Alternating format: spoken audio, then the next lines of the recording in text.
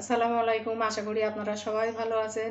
আমি আজকে এই বেল এটা আর এই আঙুর ফল দিয়ে সুন্দর একটা ঠান্ডা শরবত বানাবো। তা পুরো ভিডিওটা দেখার জন্য অনুরোধ রইল।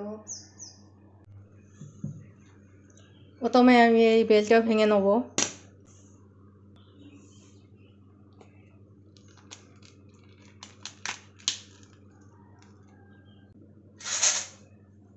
এবারে বেলের ভিতরে শাঁসগুলো বার করে নেব, নিয়ে জারের মধ্যে দিয়ে দেবো।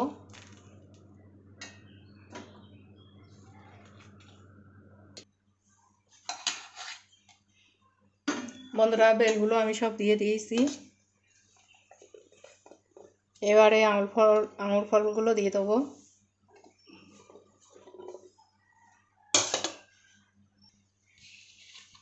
এবার দিয়ে দেবো চিনি।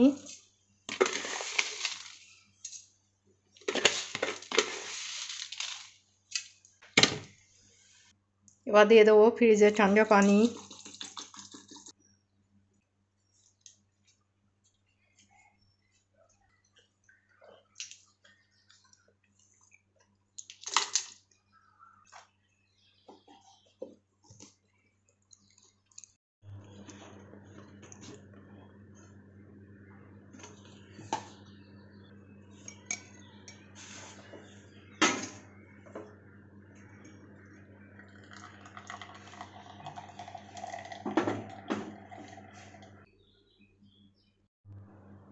বিসমিল্লাহ।